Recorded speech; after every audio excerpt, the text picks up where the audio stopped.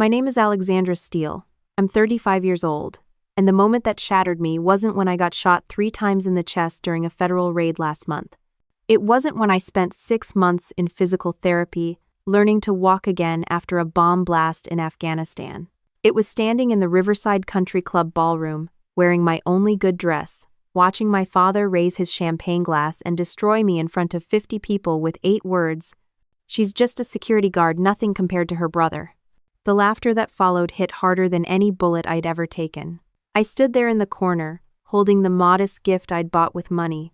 I didn't have a vintage watch I'd found at a pawn shop, the same brand Dad used to wear when I was little, before Mom died and everything changed. The wrapping paper was crooked because I'd done it myself in my studio apartment at 2 a.m. after pulling a double shift. But it came from the heart, like everything I'd ever given this family. The ballroom was packed with everyone who mattered in Dad's world. His golf buddies from the country club, neighbors from the old neighborhood, extended family who flew in from 3 states to celebrate his 68th birthday. Crystal chandeliers cast golden light across faces I'd known my whole life, faces that looked right through me like I was invisible. My brother Michael commanded the center of attention, as always. At 37, he had everything: the corner office at his law firm, the house in Westchester, the perfect wife, 2 kids in private school. He wore success like an expensive cologne and everyone wanted to breathe it in. Me? I sat at the kids' table. Literally. They'd run out of seats at the main tables, so they stuck me with my teenage cousins who spent the whole dinner scrolling through TikTok instead of talking to the family disappointment. "Ladies and gentlemen," Dad's voice boomed across the room as he stood up, tapping his knife against his crystal glass. At 68, he still commanded attention like the corporate executive he'd been for 40 years. Silver hair perfectly styled, $1,000 suit fitting him like armor. The room went quiet. Conversations died. All eyes turned to the man who'd spent 17 years raising me alone after Mom's car accident, the man I'd worshipped until I realized worship only flows one way. "I want to talk about what success really means," he began, and my stomach dropped. I'd heard versions of this speech at every family gathering for the past decade. It never ended well for me. "My son Michael here," Dad gestured toward the head table where Michael basked in the spotlight like a sunflower following the sun. "He's everything a father could dream of. Harvard Law Review partner at 35, providing for his family the way a real man should." Applause rippled through the room. Michael stood up, raising his own glass, flashing that $1,000,000 smile that had gotten him everything he'd ever wanted since we were kids. His wife beamed beside him, their children looking up at their father with pure adoration. I remembered when Dad used to look at me that way. Before I turned 18 and joined the Army. Before I chose service over law school. Before I became the daughter who disappointed him instead of the son who made him proud. "Success," Dad continued, his voice getting stronger with wine and attention, "comes from making smart choices, from understanding what matters in this world, from building something lasting." He paused, and I felt that familiar dread creeping up my spine. His eyes found mine across the crowded room, and I saw something flicker there. Embarrassment, maybe even shame. "And then there's my daughter, Alexandra." The temperature in the room dropped 10 degrees. Conversations stopped mid-sentence. Every head turned toward me, sitting alone at my corner table with my crooked gift and my thrift store dress. "She works security at some office building downtown," Dad said, his tone carrying that particular blend of disappointment and resignation I'd been hearing since I left for basic training 17 years ago. "Night shifts, mostly. Checking IDs, walking around empty hallways." Aunt Patricia nodded sympathetically, like my career was a terminal diagnosis. Uncle Robert shook his head sadly. My cousin Jenny whispered something to her husband that made him glance at me with pity. Nothing compared to her brother, a truly successful man who knows how to make something of himself. The words hit like physical blows, each one precisely aimed at the places that hurt most. I felt heat rise in my cheeks as polite laughter filled the room, not cruel laughter, which somehow would have been easier to handle. This was worse. This was pity mixed with secondhand embarrassment, the kind of reaction that says, "Thank God that's not my kid." I kept my face perfectly neutral, a skill I'd learned in places these people couldn't imagine. Stay calm, stay invisible, survive the moment. But inside I was 17 again, desperate for just once to make him proud. What they didn't know was that 2 hours before this party, I'd been in a briefing room at Federal Plaza, reviewing intelligence on a terrorist cell operating out of Newark. What they couldn't understand was that my security job involved clearances higher than most senators, operations that would make their nightmares look like bedtime stories. What they'd never comprehend was that the daughter they pitied had spent the last 15 years protecting the very freedom that allowed them to sit in this room and mock her. But I couldn't tell them that. My cover ran too deep, my missions too classified, my life too dangerous for them to ever know the truth. So I sat there, absorbing their casual cruelty, because that's what the job required. To success, Dad concluded, raising his glass higher, and to family, even when they take different paths. 50 glasses rose in unison. I didn't lift mine. I couldn't. Because if I moved, if I spoke, if I did anything other than sit there and take it, I might say something that would blow apart the carefully constructed lie that kept me alive. As the toast echoed around the room, as conversations turned to Michael's latest promotion and his children's achievements, I remained the family ghost. Just Alexandra, the security guard who couldn't quite get her act together. The woman they dismissed as a failure was the same woman who'd prevented 3 major attacks on American soil in the past 2 years. The daughter they were ashamed of held commendations from the President of the United States locked in a safety deposit box she could never open for them. If only they knew that tomorrow morning I'd be briefing the Secretary of Homeland Security on an operation that had taken me 3 years to build. But they didn't know. And as I sat there in that room full of people who shared my DNA but had never bothered to know my heart, I wondered if the truth would ever set me free or if it would destroy us all. The worst part wasn't Dad's toast. The worst part was what happened after. As the waiters cleared the dinner plate's prime rib I couldn't afford at the grocery store, the real show began. The relatives who'd been politely ignoring me all evening suddenly felt free to share their thoughts about the family disappointment sitting in the corner. "Alexandra, sweetie," Aunt Carol called out, her voice dripping with that particular brand of fake concern that feels like a knife wrapped in velvet. "Why don't you help with the cake service? You're good at that kind of work." The table erupted in uncomfortable laughter. I stood without a word, because that's what I always did. The invisible daughter who cleared plates while her brother held court like some kind of king. As I moved around the room with dessert plates, the whispers followed me like smoke from a fire I couldn't put out. 35 and still working security, Cousin Rita murmured to her husband, not bothering to lower her voice. When I was her age, I had 3 kids and owned my own house. Remember when she wanted to be a cop? Uncle Frank chimed in, loud enough for half the room to hear. Good thing she never made it through the academy. Can you imagine her trying to handle real criminals? Each word landed like a physical blow. They didn't know I'd graduated at the top of my class from the Federal Law Enforcement Training Center. They didn't know I'd been personally recruited by a joint task force before I'd even finished basic training. They thought I'd washed out of community college. Alex always was the sensitive one, Dad added, settling back in his chair like he was delivering profound wisdom, too emotional for the real world. That's why she ended up where she did. It's about all she could handle. I set down the last plate, my hands steady despite the fire burning in my chest. Through the floor-to-ceiling windows, I could see Manhattan's skyline glittering in the distance, the same city I'd sworn an oath to protect, the same streets I'd walked undercover for the past 8 years, the same city where, 3 weeks ago, I'd spent 72 hours in a shipping container in Brooklyn, pretending to be a weapons buyer while federal agents closed in on an arms trafficking ring that was planning to sell military-grade explosives to domestic terrorists. But to these people, I was just Alex who couldn't get her life together. You know what her problem is? This from Cousin Danny, already on his 4th whiskey, his voice getting louder with liquid courage. No ambition. No drive. She just drifts through life, taking whatever job will have her. That's not entirely fair, Aunt Susan protested, but her tone was patronizing, like she was defending a stray dog. Security is honest work. We need people to do those jobs. Honest work? Danny snorted.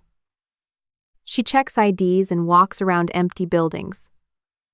My 16-year-old nephew could do that job with his eyes closed. The room filled with that awful sound of people laughing at someone else's expense while pretending it's all in good fun. Dad didn't stop it. Michael didn't defend me. They just let this drunk fool tear me apart for entertainment. I thought about the phone call I'd gotten yesterday, Director Morrison, telling me I was being fast-tracked for promotion to Deputy Assistant Director, the youngest person in the department's history to be considered for that position. The conversation I'd had this morning with a joint Senate Intelligence Committee about threats to Homeland Security.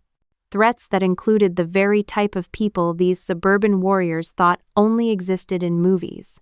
The thing is, Michael finally spoke up, and for just a moment, I thought my big brother might actually defend me. Alex never really figured out what she wanted to be when she grew up. The knife twisted deeper. My own brother, the golden child who'd never had to fight for anything in his life, dismissing my entire existence like I was some kind of extended adolescent. She joined the army right out of high school, he continued, warming to his theme. But that didn't work out. Then she tried college, but dropped out after a year. She's been bouncing from job to job ever since, never really settling on anything. Bouncing from job to job. If only he knew that my jobs had included infiltrating a human trafficking ring in Miami, dismantling a terrorist cell in Detroit, and spending 6 months undercover in a white supremacist organization that was planning attacks on synagogues across the Northeast. It's like she's afraid of commitment, Michael added, and I felt something dark and dangerous stir in my chest. Afraid to really try at anything, because then she might actually fail. Afraid of commitment. The man saying this had never spent a night in a safe house, wondering if his cover had been blown. Had never made a split-second decision that meant the difference between life and death for hundreds of innocent people. Had never looked into the eyes of a suicide bomber and convinced them to surrender instead of detonating their vest in a crowded subway station. But I'd done all of those things. Last month. Poor thing, I heard my elderly great-aunt whisper. 35 years old and nothing to show for it. No husband, no children, no real career. What's she going to do when she gets older? What was I going to do? I was going to continue running operations that kept their comfortable suburban lives intact. I was going to keep walking into situations that would give them nightmares so they could sleep peacefully in their expensive beds. I was going to keep being the person who stood between them and the monsters they didn't even know existed. You know what I think? Dad's voice cut through the conversations like a blade. I think Alex is comfortable being mediocre. Some people are just built that way. They don't have the killer instinct it takes to really succeed. Killer instinct. The irony was so thick I could taste it. If he only knew about the instincts I'd developed during 8 years of federal operations. The instincts that had kept me alive in situations where hesitation meant death. The instincts that had led to 17 major arrests and prevented 4 terrorist attacks that would have made 9/11s look like a warm-up act. She's always been the type to take the easy path, Dad continued, completely unaware that he was describing someone who chose the hardest path possible every single day. Never wanted to put in the real work it takes to build something meaningful. I stood there in my simple black dress, listening to my father, the man who'd raised me, who'd supposedly loved me, dissect my failures for the entertainment of his friends. And I felt something I'd never felt before in all my years of undercover work. I felt the urge to blow my cover. Not for operational reasons, not because my life was in danger, but because I was tired. Bone deep, soul-crushing tired of being invisible to the people who were supposed to know me best. The phone in my purse buzzed. A text message. I glanced at it discreetly. Urgent. LaGuardia situation developing. Need you on scene ASAP. Morrison. LaGuardia Airport. 23 minutes away. Where something was happening that required the immediate attention of someone with my particular set of skills and clearances. I looked around the room one more time. At these people who thought they knew me, who'd spent the evening explaining to each other exactly what was wrong with my life, who'd never bothered to ask what I actually did with my days. My phone buzzed again. Code red. This is not a drill. I slipped the phone back into my purse and started walking toward the coat check. As I passed Dad's table, he looked up with that expression of mild disappointment I'd been seeing my whole life. Leaving already, Alex? The party's just getting started. If only he knew that for me, the party was about to begin in a very different way. If only any of them knew that in about 30 minutes, their failure of a daughter would be coordinating a federal response to what would turn out to be one of the most significant terrorism threats in New York history. But they didn't know. And as I walked out of that country club, listening to them laugh about my shortcomings, I wondered if they ever would. I never made it to the coat check. The television in the corner of the ballroom, the one that had been quietly playing background news all evening while my family dissected my failures, suddenly erupted with that sharp, urgent tone that makes every conversation stop dead. This is a CNN breaking news alert. 50 heads turned toward the screen. The laughter died in their throats. Even Cousin Danny, 3 sheets to the wind, went quiet as a tomb. We're receiving reports of a developing situation at LaGuardia Airport, where federal agents are currently responding to what sources are calling a credible terrorist threat. My blood turned to ice water. Not here, not now, not in front of them. According to preliminary reports, a suspect was apprehended while attempting to detonate an explosive device in Terminal B during this evening's rush hour. The attack was thwarted by what witnesses are describing as extraordinary law enforcement response. Dad's champagne glass froze halfway to his lips. The room went so silent you could hear people breathing. We're going to go live now to our correspondent at the scene, Jessica Chen, who has more details on this developing story. The screen switched to a reporter standing outside LaGuardia, emergency lights flashing red and blue behind her. I recognized the scene immediately, the same terminal where I'd spent the last 3 weeks building a case against a domestic terror cell. Jim, what we're hearing from sources inside the federal task force is that this operation was the result of a months-long undercover investigation. The agent who prevented this attack had apparently infiltrated the terrorist organization and was working from the inside to gather intelligence. My phone buzzed insistently in my purse, text after text from Director Morrison. I knew exactly what they said without looking. The suspect, whose identity has not been released, was reportedly carrying enough explosive material to potentially kill hundreds of people. Sources tell us the device was sophisticated, likely the work of someone with military training. Aunt Carol's hand flew to her mouth. Uncle Frank was staring at the screen like he was watching a horror movie. We're also hearing that the undercover agent who prevented this attack sustained minor injuries during the arrest, but remained on scene to coordinate with the bomb disposal unit. The camera switched to shaky cell phone footage someone had taken from inside the terminal. Through the grainy video, you could see federal agents in tactical gear, emergency responders, and there I was. Even in the low-quality footage, even with my face partially obscured, I knew they'd see it. The way I moved. The way I coordinated with the other agents. The way I took control of a situation that could have killed hundreds of people while they sat in this country club mocking my security job. Holy Mother of Danny started, but the words died in his throat. The reporter continued. What makes this story even more remarkable is that the agent who prevented this attack has been working deep undercover for nearly 2 years, completely immersed in this terrorist organization while maintaining her cover as. I held my breath. As a security guard at various locations throughout the city. The silence that followed was so complete I could hear my own heartbeat. Every single person in that room turned to look at me, standing there by the coat check, wearing my simple black dress, holding my small purse that contained my federal badge, my service weapon, and clearances that were higher than anything most senators had ever seen. Dad's face had gone completely white. The champagne glass slipped from his fingers, shattering against the marble floor in a spray of crystal and golden liquid that caught the light like scattered diamonds.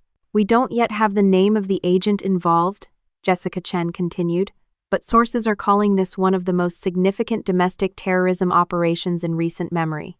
Michael was the first to find his voice, though it came out as barely a whisper. Alex, that can't be.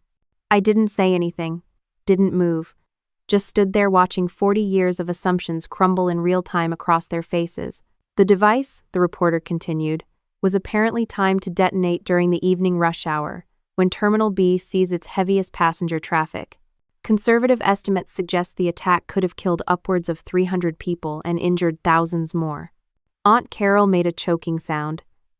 She was staring at me like I was someone she'd never seen before, which, in a way, was exactly right. According to witnesses, the undercover agent identified herself to airport security just moments before confronting the suspect.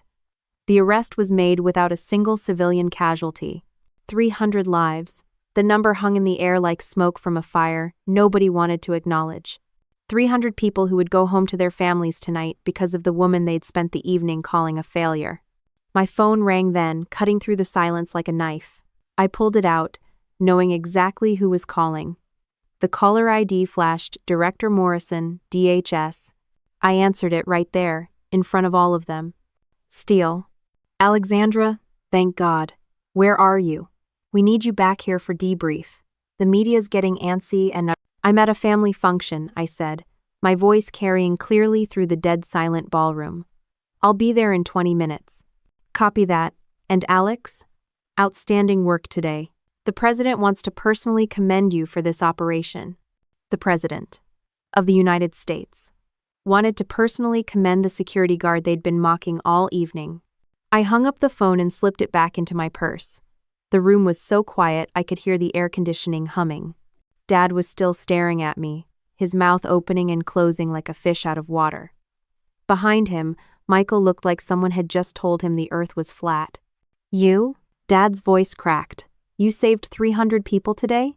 I looked at this man who'd spent my entire life making me feel small, who'd just finished explaining to his friends why I was such a disappointment, who'd never once asked what I actually did for work.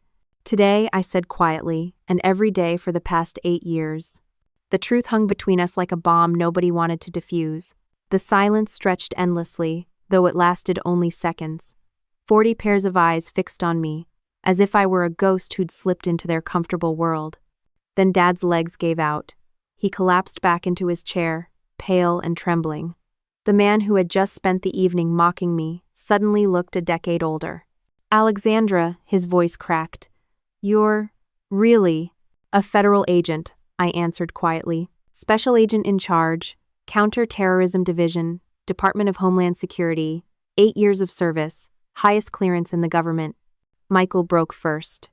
My golden boy brother, the pride of the family, buried his face in his hands. His perfect wife tried to touch him, but he pulled away as though her fingers burned. Oh my God, he whispered over and over. Alex, what have we done?